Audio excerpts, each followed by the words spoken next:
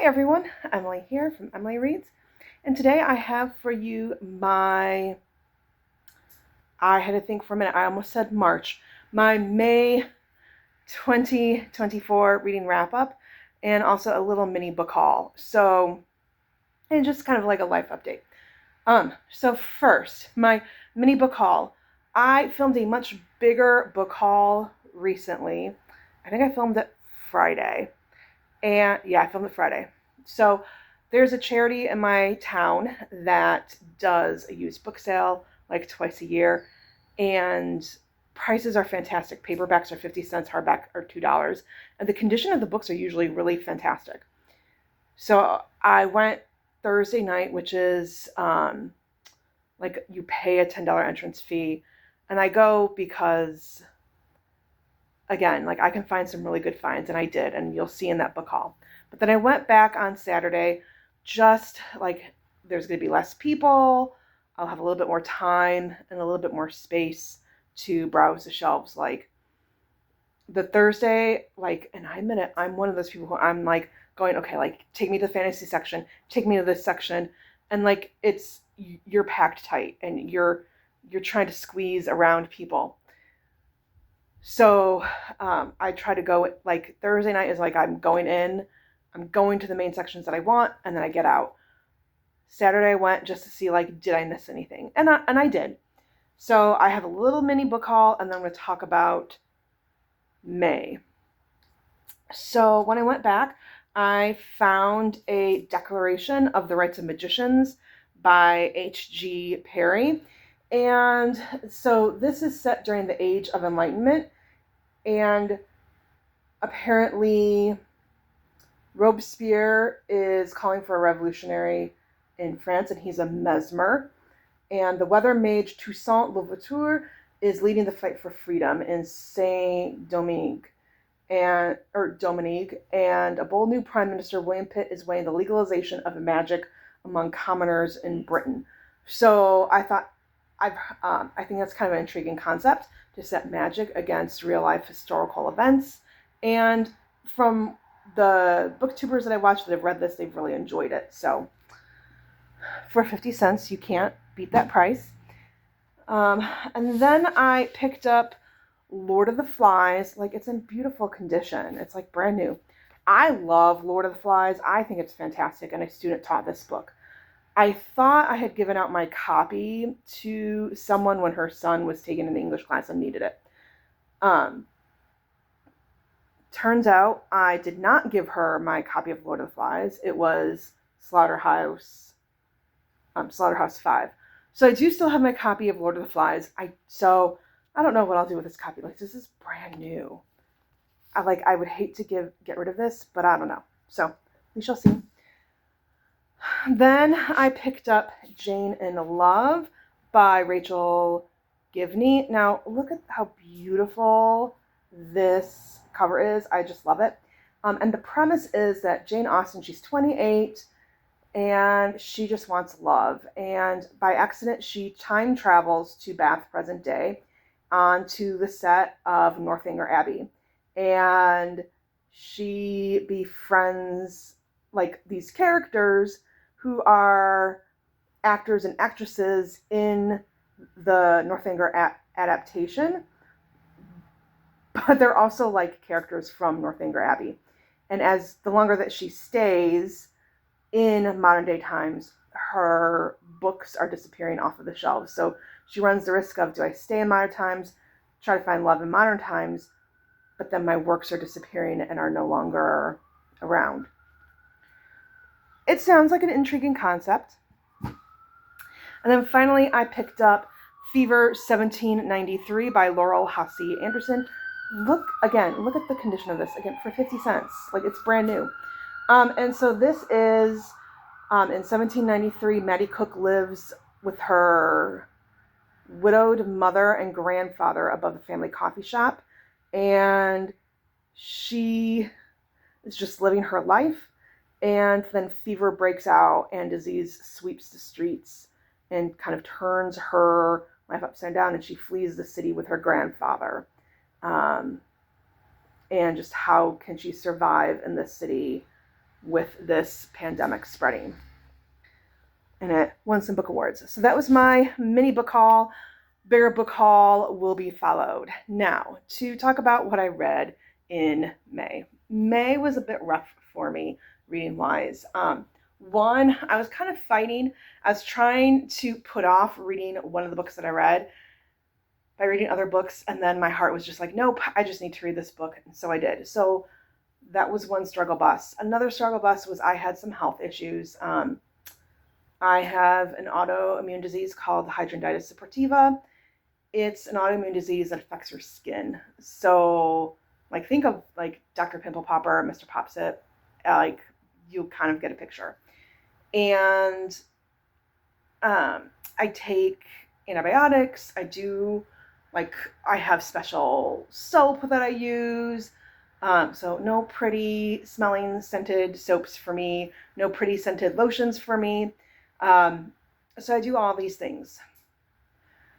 And I was still having flare-ups, and I'd actually gone to see a doctor back in February, a dermatologist, and he took a culture, and I found out at the very end of April, 2 months later, that that the infection that I had was, the bacteria was non-responsive to the antibiotic that I take on a daily basis.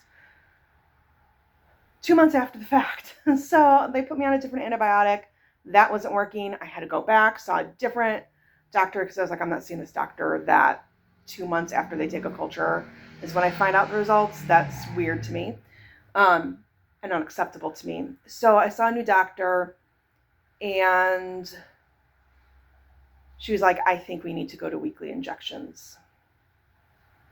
That's not something that I want to hear. So, but before I can be put on the weekly injections, I had to get lab work to see how is my liver functioning, could it handle it. And the timing was right in that, like, I see my primary care doctor next week. So it was like, well, let's combine these labs for this dermatologist along with your annual physical labs with your primary care and get it all done in one fell swoop. So we did that. And then my primary care doctor nurse called and was like, your vitamin D levels are low, and I'm taking vitamin D as a supplement, and we've increased my dosage, and your liver numbers are elevated, which is not a good sign. So there are some reasons why those liver numbers can be elevated. I do want to talk to my primary care doctor about that mid-June. So because of that, I'm hesitant to start the treatment plan that my dermatologist wants to do. I want to talk to my primary care doctor about that. And also, like test results were coming through on my chart, my electronic chart, and I was like, nope, don't look at them. Just wait until everything comes through and we'll talk to my doctor. So my brain was just not wanting to read and process heavy things towards the middle to end of the month, because I was trying not to worry about things that might not be something that I have to worry about. So, all that being said, it was an odd reading month. If you don't like romance or romantasy, I'm going to just say you might want to skip this video, because there's a whole lot of romantasy. So first I read A Court of Frost and Starlight by Sarah J. Maas. I gave it 2.5 stars. It was a bridge book between, it really is a bridge book between the first 3 books and then A Court of Silver Flames. Here's where, and I didn't mind the fact that now we're getting different points of, it's basically the aftermath of a massive battle, and how then do we deal with that? And also there's a holiday coming up, like the winter solstice, and there's a holiday, and just trying to get to know the different characters and set us up for a different point of view. Here's where I had a problem with this book. So we have different point of views, which I don't mind, but like sometimes we're in the point of view and it's in first person, like I did this, I did that. Then sometimes it's in third person, like he, she. And sometimes, even within that same chapter of that person's point of view, it switches between first person and third person. Like, pick a point of pick a point of view, pick what kind of pronouns you're going to use. Are you going to use first person or third person? And stick with it every time you write the point of views. It was irritating how it switched around and really kind of took me out of the story. So for that, I gave it 2.5 stars. It is what it is. Then I read The Heartless Hunter, or Heartless Hunter. Other places know this as The Crimson Moth. This is the first book by Kristen Cicerelli. Now, they say that this is YA. There was some spice in this, and I was like, I don't know if I would count this as YA. I would say more new adults. And this is about Rain, who is a witch, and witches are hunted, and they're hunted and put to death. And so she has to hide the fact that she's a witch. And she also has a double life. She is the Crimson Moth, and what she does as the Crimson Moth is she tries to save witches who are going to be executed. Her best friend's brother, Gideon, I always forget names. So her best friend's brother, Gideon, he works to hunt down and execute witches. So it's a true enemies to lovers trope.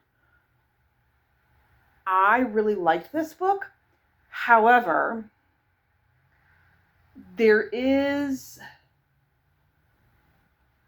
I'm trying to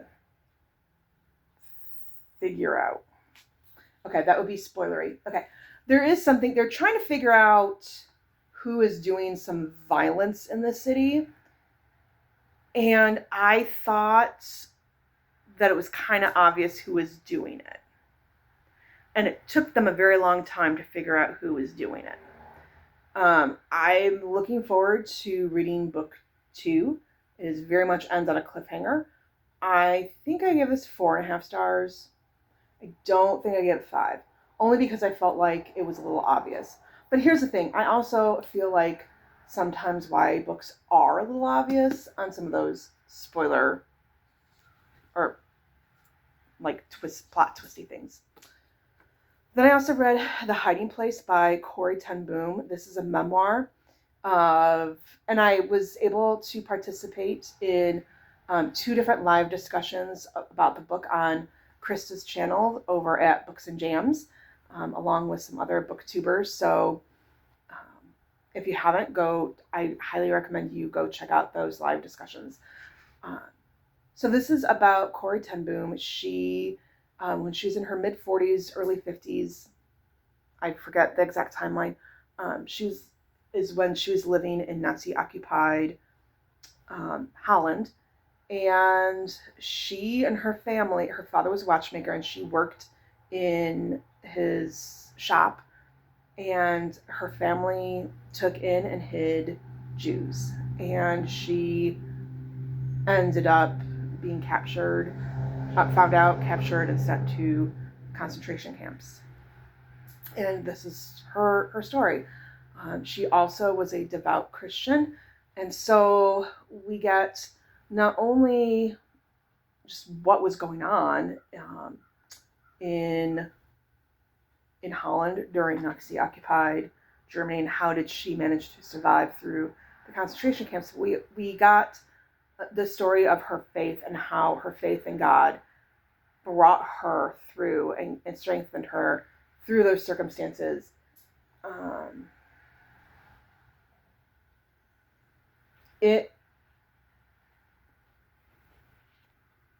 It's kind of weird. It's kind of hard for me to say like, oh, I would give it this many stars, because it's kind of like I'm putting stars on someone's life story. But like, the writing style was beautiful. Just really some good, a very good testimony to her faith, and also just had me really thinking about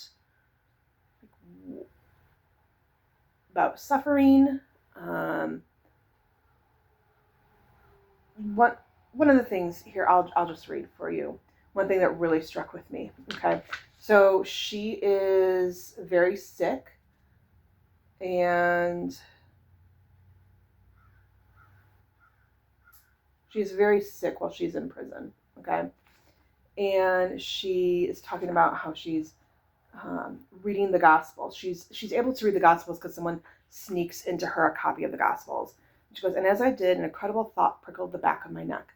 Was it possible that all of this, that seems so wasteful and so needless, this war, the prison, this very cell, none of it was unforeseen or accidental? Could it be part of the pattern first revealed in the Gospels? Hadn't Jesus, and here my reading became intent indeed, hadn't Jesus been defeated as utterly and unarguably as our little group and our small plans had been? But if the Gospels were truly the pattern of God's activity, then defeat was only the beginning. I would look around at the bare little cell and wonder what conceivable victory could come from a place like this. Because she argues that the pattern of the Gospels is defeat. Christ was arrested, he was crucified. That's seemingly defeat. But then there was victory because he was resurrected. So, and also just like a story about fleas. Like I said, again, go watch the video, the two live discussions over on Krista's channel. And then I started reading Golden Sun, but I was fighting it. So finally I said, okay, we're going to stop fighting. And I read A Court of Silver Flames by Sarah J. Maas. And you can see I tabbed. So here's what I tabbed. Red stuff made me either angry or was either like happy or angry. Orange was like plot developments that were significant to the plot. And then blue were stuff that made me very sad.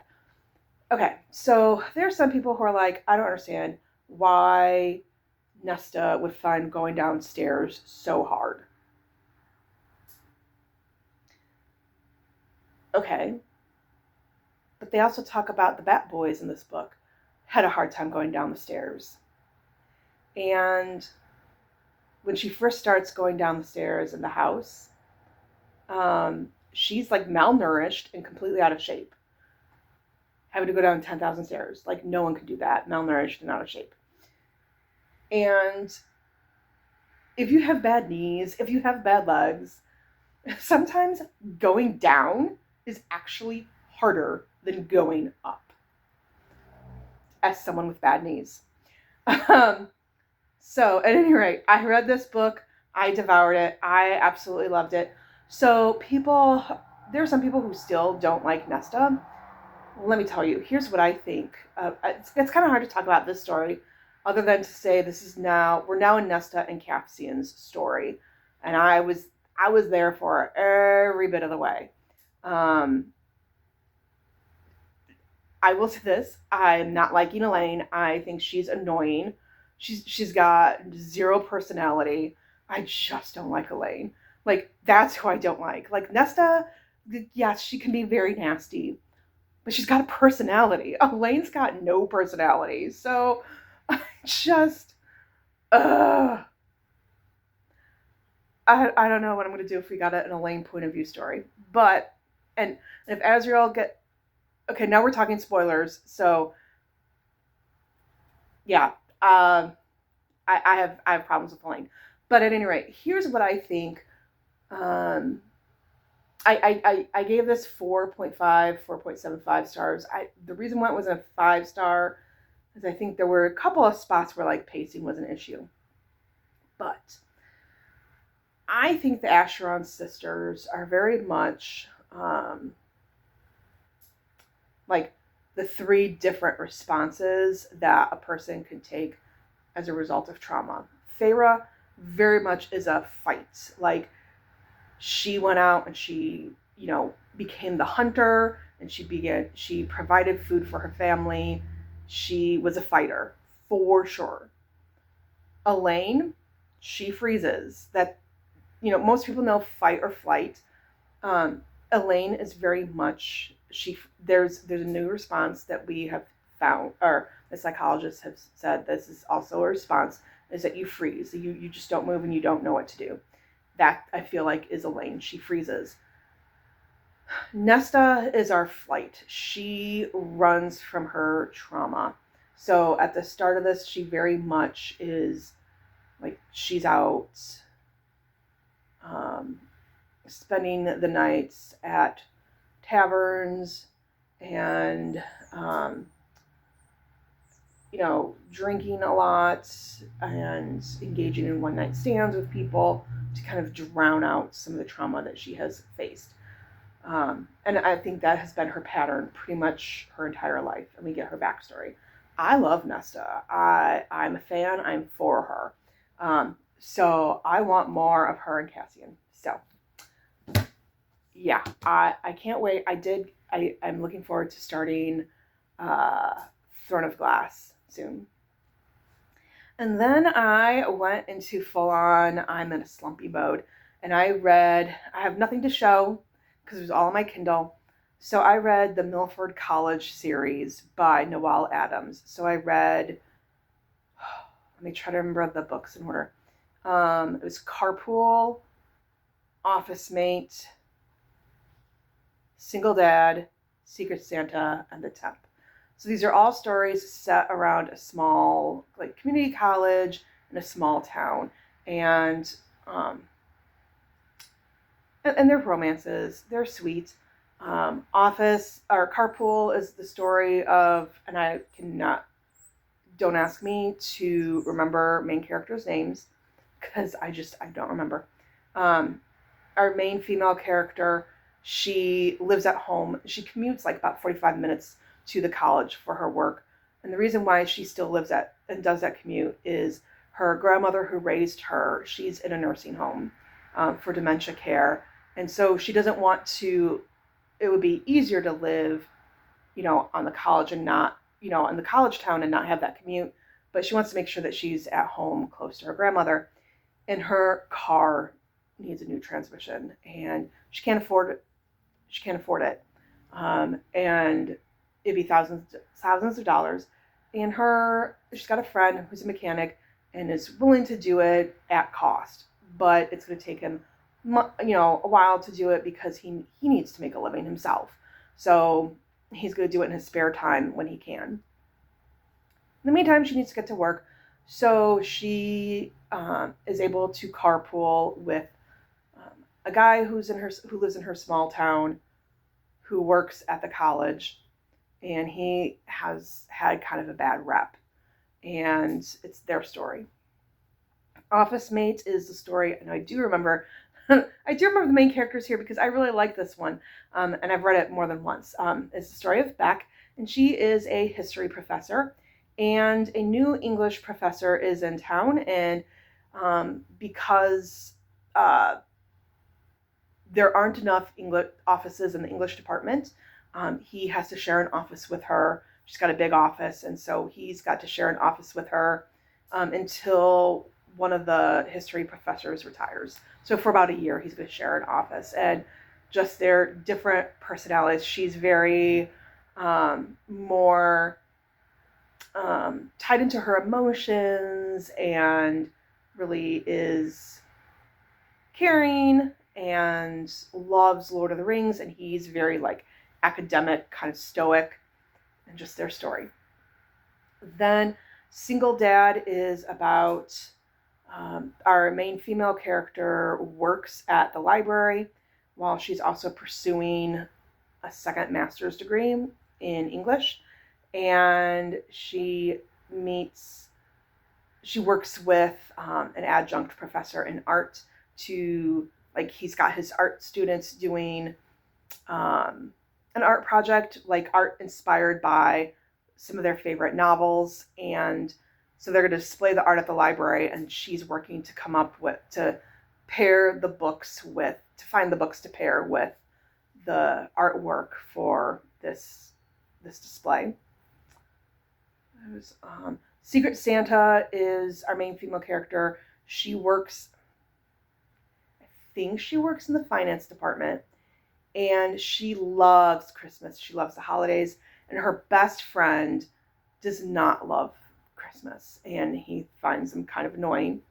And she is placed in charge of the Secret Santa for the year, which means that she cannot participate now. And she is getting these Secret Santa gifts from someone, and she's trying to figure out who is giving her these Secret Santa gifts. And then the temp is about our main female character is working on her PhD, actually at another college, a couple hours away. But her mother falls and breaks her leg and can't get around, and so needs help at home. So she moves back. She's currently like at the portion of her dissertation, like she's just writing her dissertation, so she doesn't take classes. So she can do this where she moves back for like about 8 weeks, but she needs a job, so she takes a temp position while someone's on maternity leave, and so she's the administrative assistant for like the vice president of finance for the college, and he's kind of a curmudgeon and is known for being kind of hard on his administrative assistants. So of all those books, I really liked Office Mate, the one about the 2 professors, and I really liked Single Dad the best. Single Dad was about the art professor and the librarian, and then the other 3 were okay. They were still enjoyable. I would recommend reading them, but they got me through a time. And then I read Golden Sun, and I really struggled with this one. I wanted to like it more. I felt like it really, it had a lot of pacing issues. I felt like we kind of jumped over some things. I had a hard time keeping track of who was who for some reason. Because again, we get like everyone has like 2 names. So first you have your regular name, and then you have like a nickname that you're given. Like Darrow is nicknamed Reaper. Severo is nicknamed, what is Severo's nickname? He's nicknamed something. There's someone who's got a nickname of the Jackal. Like, Virginia is nicknamed Mustang. So I'm trying to like remember, first of all, who were you in Red Rising and what did you do in Red Rising? And you've got your nickname. So who are you? How did you? And this one is very much more political. It really picks up the last 100 pages. There are some things that happen in the last 100 pages that are like, oh my gosh, I was there for it. It was phenomenal. We had a moment that reminded me of Seven. Like the movie Seven with was it Morgan Freeman? Brad Pitt for sure. Morgan Freeman and Kevin Spacey, I think. There was a moment that I was like, and we're now in the movie Seven. Sorry, I want to say the line. I can't because it's so spoilery. And actually, I was shocked about what was in. I was shocked. I thought something else.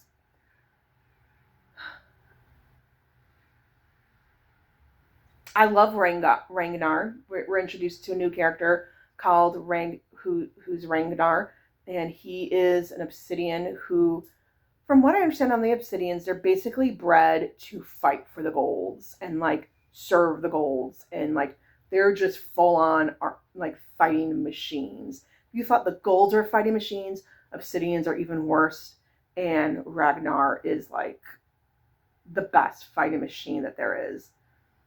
And I wanted more Severo and Ragnar than we got. I loved them both. And I forgot to mention, this book centers around Darrow, who we learn in Red Rising. He is a red on the planet Mars. And what that means is that he basically grows up in the mines of Mars. And their task is to mine helium-3. And they're thinking, like, we're doing this so that way we can set up Mars, so that way we can eventually colonize it. And he learns that no, you've been lied to all your life. People are already living on Mars. You've been enslaved by the Golds. And you've been taught this lie. And you've believed this lie that we can't live on Mars. That's not true. People have been living on here for years and years. And the Golds have been enslaving you. And so he is tasked to infiltrate the Golds, and to bring down the Golds. And this just continues the story. So we're leaving off the end of this book. Darrow's in a tight spot, of course. And I'm looking forward to book 3. I think where this book suffered was that this was very hyped. And so I went in with the hype, and then just personal life took over. And so that's just why I struggled. But do I recommend it? Absolutely. So thank you for my rambly thoughts and for listening. What did you read this month? What was your favorites? I can tell you right now for sure, my favorites were A Court of Silver Flames, which I didn't think it would be, and The Hiding Place. So, happy reading.